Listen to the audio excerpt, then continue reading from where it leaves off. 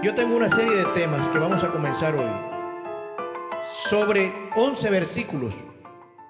Los 11 primeros versículos del capítulo 2 de la carta a los Filipenses. O sea que vamos a estar predicando alrededor de 5 sermones de esos 11 versículos.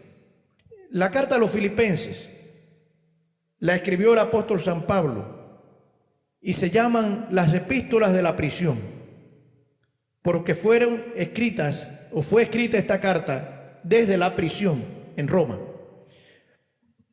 La iglesia de Filipo amaba mucho a Pablo. Había enviado una ofrenda de ayuda personal y le había mandado a Epafrodito con la intención de que ayudara a Pablo allá en Roma. Miren ustedes cómo esta iglesia se preocupaba y amaba a Pablo. Pero la iglesia de Filipo tenía algunas peculiaridades, algunas cosas que la distinguían de las demás iglesias. Quizás durante la semana hable de algunos de los detalles más ampliamente. Pero Filipo era una ciudad muy antigua. Había sido fundada por Filipo, el padre de Alejandro el Magno, Filipo de Macedonia. Y era una ciudad militar. Era una ciudad que vivía un orgullo especial. ¿Saben por qué? Porque todos sus habitantes eran considerados ciudadanos de Roma con todos sus derechos. Y estaban inscritos en los libros legales de Roma. Se vestían como romanos y vivían orgullosos de sus riquezas, de su cultura. Y todo eso los hacía sentirse superior a otras personas. Allí no había una iglesia, porque para hacer una sinagoga judía se requerían a lo menos 10 hombres. Y no lo sabía, judíos. Así que las mujeres que habían se reunían a la orilla del río, en un grupo para buscar a Dios, pero no de una manera organizada. Y es a esa iglesia a la que Pablo se dirige con esta carta. Más bien porque Epafrodito se había enfermado y Pablo lo tuvo que mandar de regreso. Y mandó esa carta con él. En la carta, Pablo quería ponerlos al tanto de sus actuales circunstancias en Roma. Y escribió para exhortarles a la unidad en humildad. Por eso yo estoy diciendo estos asuntos de la iglesia de Filipo. ¿Por qué la carta? La carta de Filipenses a los Filipenses no tiene un tema como otras cartas. Es una carta de un amigo a los amigos, donde les habla de diferentes temas, de diferentes aspectos, de modo amistoso, amigable, les da consejos. Pero yo quiero que usted piense hoy, si fuera usted el que estuviera preso en Roma, ¿estaría preocupado por los problemas de la iglesia o por sus propios problemas? Pero Pablo, desde las celdas en que estaba, desde las mazmorras donde estaba, todavía tenía en su mente la imagen, el rostro de cada uno de aquellos hermanos buenísimos que lo habían ayudado, pero él los veía con sus virtudes y con sus defectos. Y Pablo estaba preocupado por la salvación de estos hermanos. La verdadera misión de la iglesia es preocuparse por la salvación de cada uno de ustedes. Les escribió para advertirles contra los falsos maestros. En el capítulo 2, Pablo comienza apelando a los hermanos para que restablezcan algunos atributos indispensables para el buen desarrollo de la iglesia. Atributos que escasean o se han perdido del todo. Y en el primer versículo, él menciona 4 atributos que debe tener una iglesia que quiere crecer. 4 atributos. Y eso es lo que yo quiero hablar en la mañana de hoy. Por tanto, es como que va a dar un decreto. Por tanto, si hay algún estímulo en Cristo, si algún consuelo de amor, si alguna comunión del Espíritu, si alguna ternura y compasión, hoy nada más vamos a predicar de ese versículo y ese es el versículo bíblico de hoy. Solo que permitimos que se leyera el número 2 para que no le quedara la lectura en el aire al que estaba leyendo. Pero el sábado que viene vamos a hablar del 2. Hoy vamos a hablar solo del 1, del primer versículo. El tema se titula escasez en la abundancia. Filipo era una ciudad donde no faltaba dinero, donde no faltaban buenas casas, donde no faltaba comida, donde no faltaba ropa, donde no faltaba nada. ¿No les parece que nosotros tenemos a veces circunstancias parecidas? Vivimos en un país donde no falta nada y a veces creemos que carecemos de todo, porque obviamente después que estamos aquí nuestras aspiraciones son otras. Tenemos mayores aspiraciones que los que se quedaron allá en nuestros países de origen. Por eso vinimos. Me he topado muchísima gente por ahí que con lágrimas en los ojos me dice: pastor, yo soy adventista, pero yo hace muchos años desde que vine a este lugar que no he tenido tiempo de ir más nunca a la iglesia. ¿Han encontrado ustedes ese tipo de gente por ahí? Que las cosas materiales los desviaron de su objetivo espiritual. Pero el primer atributo que Pablo menciona: si algún consuelo de amor, consolación. Una iglesia que no imparte consuelo a los afligidos y a los necesitados, carece de todo. Y Pablo está diciendo: ustedes viven orgullosos de quiénes son y de lo que son. Tienen recursos, tienen de todo. Pero noten ustedes, si hay algún estímulo en Cristo, si algún consuelo, ¿qué les parece esa forma que Pablo está combinando las palabras? Que hay mucho o que hay poco. Si le queda algo a ustedes, si existe algo todavía, apelen a eso, aprueben eso. Filipo era una ciudad rica y tenía una iglesia que probablemente no tenía muchas carencias materiales. Habían ayudado a Pablo mismo, pero el orgullo y el individualismo los estaba hundiendo como iglesia. Por donde quiera que he pasado, me he tomado una meta: unir a la iglesia, que todos tengáis un mismo sentir. Nuestro mismo sentir es en Cristo Jesús. Algunos quisieran ver la iglesia a veces como llena de finquitas particulares adentro. Algunos quisieran.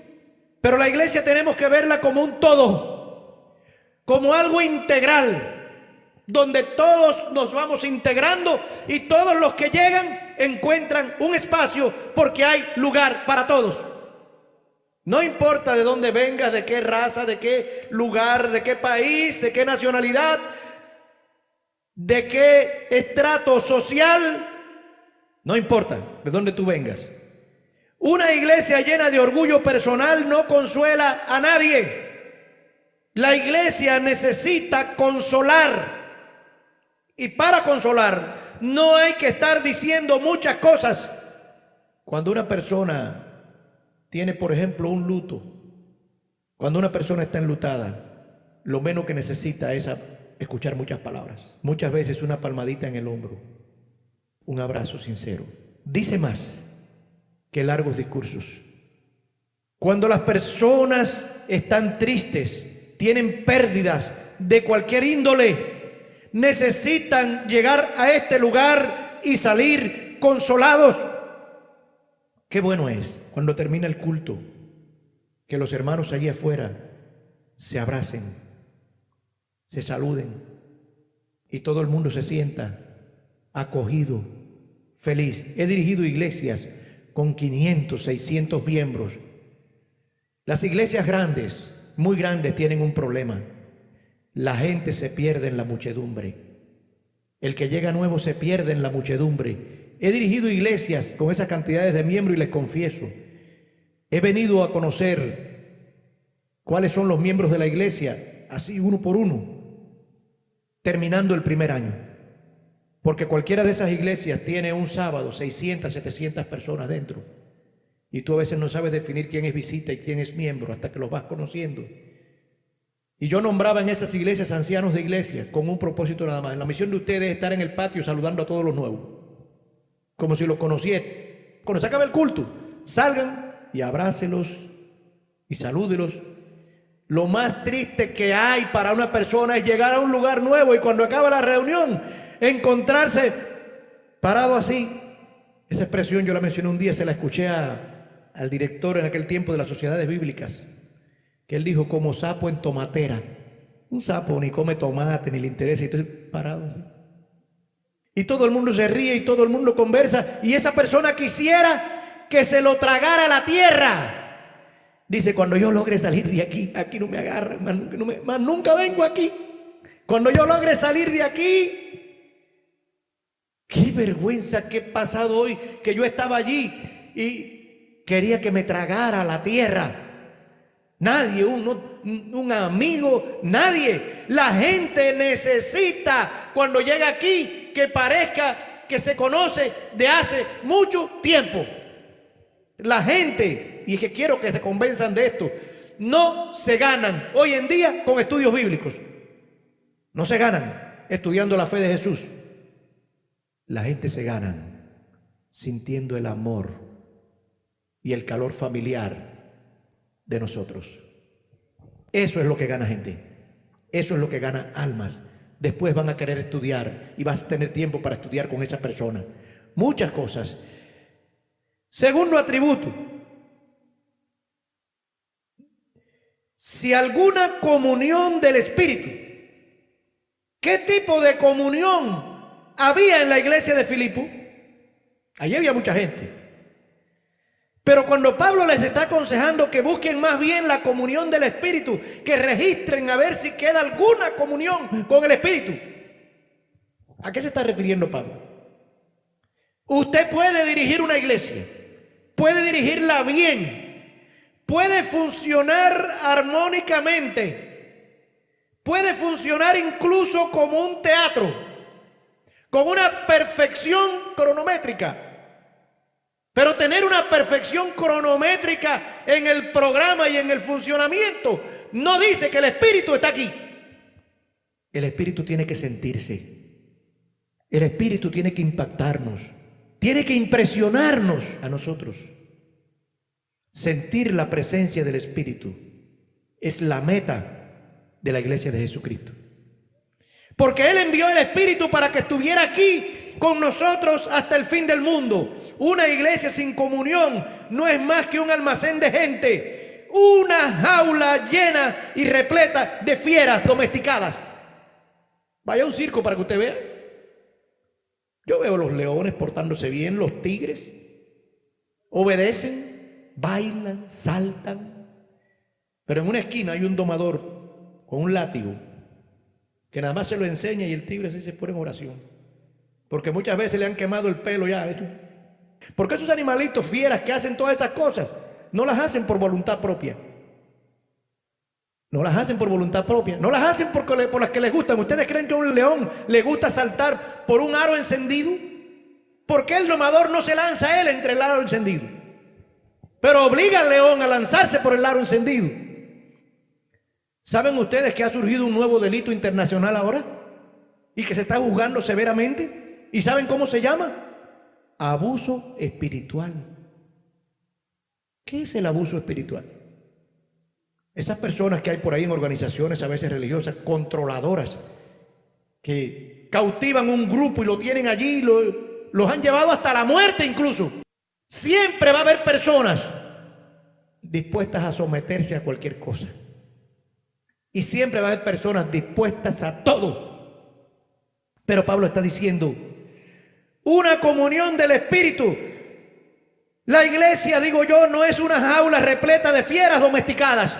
La iglesia es un lugar donde los seres vienen espontáneamente a adorar y alabar y glorificar a Dios. Esa es la iglesia. Ese es el pueblo de Dios. Esa es la comunión que Dios quiere en la iglesia. Jesús había luchado con sus discípulos para que en su iglesia reinara la comunión del Espíritu Santo. Esa ha sido la verdadera lucha de la iglesia de Cristo a través de la historia humana. No han sido a través de los tiempos los ateos los que más daño le han hecho a la iglesia. Fueron cristianos que mataron a otros cristianos porque no hacían lo que ellos creían que se debía hacer. En todas partes vas a encontrar gentes decidida hasta matar a uno que no cree de la manera que él lo hace. ¿O no? Yo creo en la Biblia. Y como dijo marciano en la poesía y practico sus doctrinas. Pero he encontrado a lo largo de mi vida cristiana tanta gente que los que no creen en los pajaritos rojos se van a perder, que los que no creen en no sé qué cosa, que los que comen pan no van al cielo. Estoy diciendo, ustedes interpreten. ¿No han encontrado ustedes gente que cree que solo hay un evangelio, el que él predica, aún dentro de nuestra iglesia? Y que si todos no están haciendo lo que él hace, están todos absolutamente perdidos, porque él quiere que todos nosotros seamos iluminados por el Espíritu Santo. Iluminados es recibir la luz de Dios, la luz del Espíritu Santo, para ver con claridad el mensaje que Dios tiene para cada uno de nosotros. Dios quiere que tú escuches al Espíritu, escuches la voz del Espíritu en la iglesia, en tu casa, donde quiera que tú estés, puedas escuchar la voz que viene de Dios, escucharla, vivirla y oír el consejo de Dios. Pero a la gente le gusta que hay una palabra que en español se dice misticismo. El mundo quiere empaparse del misticismo, lo místico, lo raro. Un individuo parece que va a castrar una colmena con una cosa echando humo y la gente, wow, pastor con un micrófono en la mano no representa nada para esa gente. Van allá, suben las montañas, atraviesan bosques peligrosos llenos de fieras, y cuando llegan allí, el hombre, ¿qué va a hacer? Se droga con marihuana o con cualquier otra cosa y empieza a hablar incoherentemente. Escucha lo que está diciendo. Lo místico. La gente quiere lo místico. Pero ¿sabes qué? Este es un mundo real. Y en este mundo real, Dios se manifiesta realmente por medio de su Santo Espíritu. Y Dios se manifiesta aquí. Y Dios tiene que manifestarse en tu vida. Pero dice también, si alguna ternura, y dice la otra versión, si algún afecto. ¿Qué es afecto? Una iglesia sin afecto es como vivir rodeado de lobos. ¿Se imaginan ustedes vivir rodeado de lobos? Me contó un hermano aquí, el año pasado creo que fue, se fueron a una acampada a lo menos. Y ya tenían todas las tiendas armaditas y qué sé yo, y ya por la tardecita así, unos muchachos se fueron a mirar hacia la orilla del bosque y vieron una panterita que estaba así inspeccionando el campamento. No quisieron quedarse. Y la gente, no, que miren, que vamos, que no va a hacer nada. No, en estas casas de trapo y que nos vamos a quedar aquí nosotros con ese animal ahí. No, alguien va a vigilar. ¿Y quién es el que va a vigilar? ¿Quién es el que va a vigilar para decirle, la pantera? El afecto es el atributo que Dios ha puesto en sus hijos para atraer a otros al arca de salvación que es la iglesia. Una iglesia sin afecto está desprovista de todo. Algunos creen que ser cristiano es firmar un voto que diga no reírse jamás, tener la cara larga, seria. Eso es ser cristiano. Dice que Jesús era tan alegre que hasta a las bestias del campo y a los pajarillos les encantaba estar en su presencia. Ese era Jesús. Por eso las multitudes seguían a Jesús, porque encontraban en él afecto, simpatía, todo lo que no encontraban en su mundo. Y en un mundo como este, donde todo el mundo es rechazado, cuando entren por esa puerta, necesitan darse cuenta que están en otro sitio. Necesitan darse cuenta que están en el lugar ideal para ser amados y para ser queridos de la manera que ni su propia familia los quiere y los ama. Eso necesita la gente.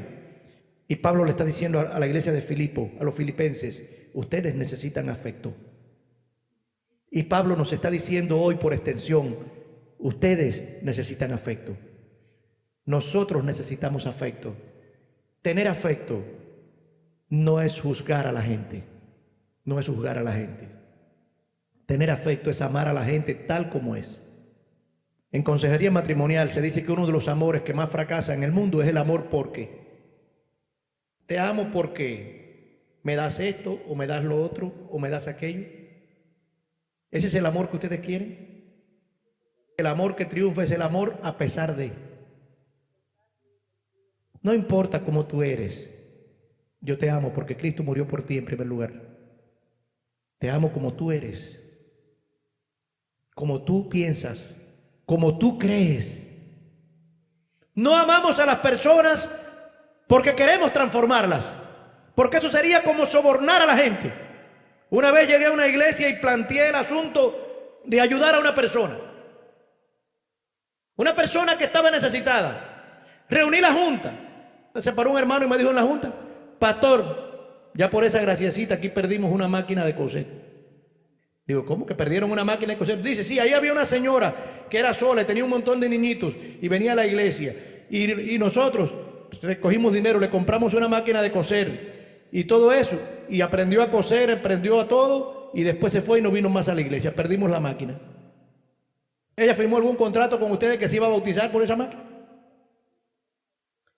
Nadie se bautiza por una máquina de coser, porque las máquinas de coser no murieron por nadie aquí.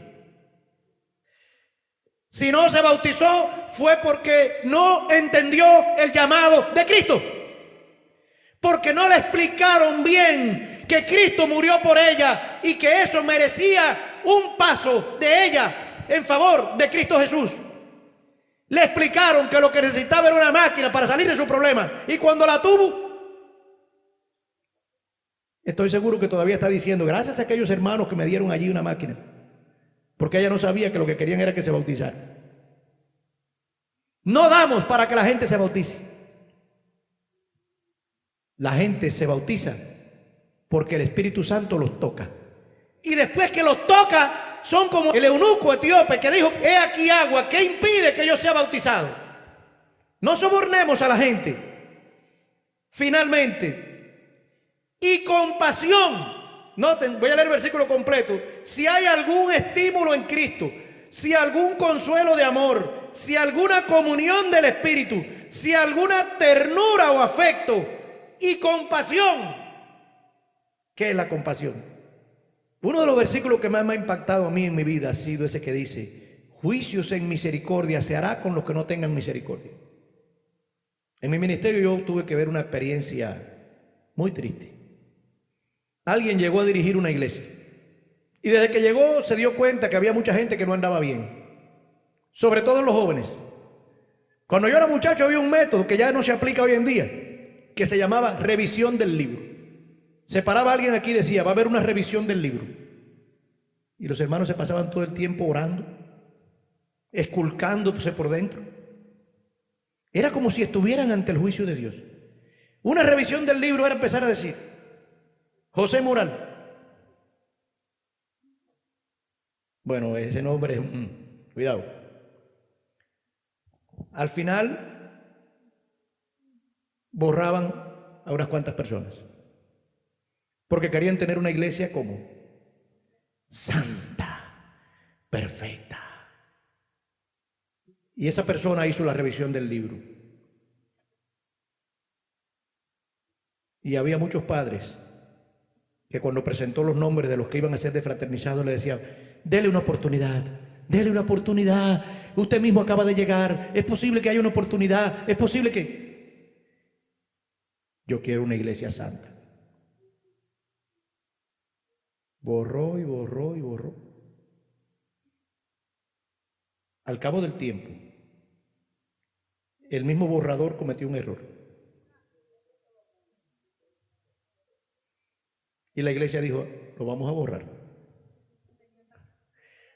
Porque la iglesia estaba como herida. Cuando tú pienses que alguien no merece estar ahí,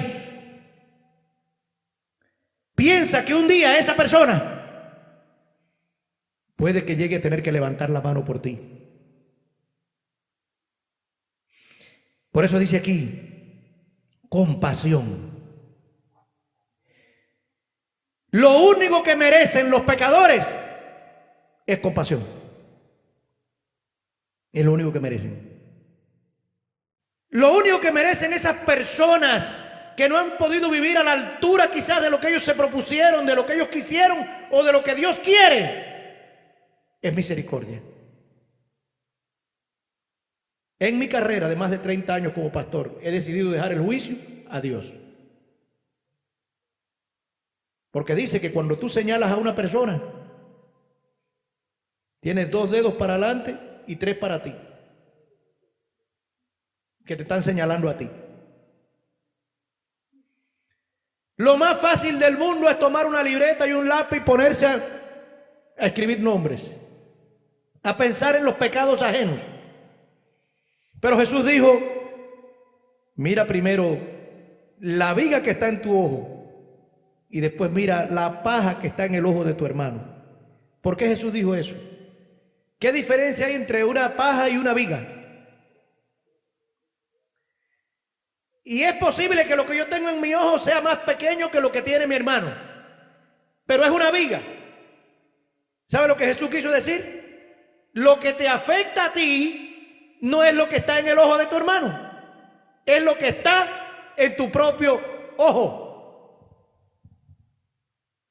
Y Pablo le está diciendo a esa iglesia orgullosa de Filipo, a esa iglesia, podríamos decir, engreída, a esa iglesia que vive en una ciudad que tiene un estatus legal diferente a los de todos, que tiene privilegios que nadie tiene, que tiene derecho al voto de Roma como si fuera una provincia de Roma, como nadie tiene. Y Pablo está diciendo: todo eso está bien, pero por encima de todo eso, ustedes son ciudadanos del reino de los cielos. Esa es nuestra ciudadanía. Nuestra verdadera ciudadanía y nuestro comportamiento es un comportamiento a ser ciudadanos del reino de los cielos. Dios quiere una iglesia donde cada pecador pueda ser consolado. Dios quiere una iglesia donde cada hermano pueda vivir en comunión plena. Dios quiere una iglesia donde el afecto entrañable sea el cemento que une a cada miembro con Cristo. Dios quiere una iglesia donde la misericordia sea la regla que rige el juicio y las decisiones que se tomen cada día. Esa es la iglesia que Dios quiere. ¿Cuántos quieren aquí una iglesia así? Amén. Entonces, tratemos de orar y de vivir de acuerdo a la voluntad divina. Mirémonos a todos, cada uno de nosotros, como hermanos, y aprovechemos lo bueno de cada uno. Que Dios nos bendiga en nuestro deseo de oración. Y muchas gracias a todos.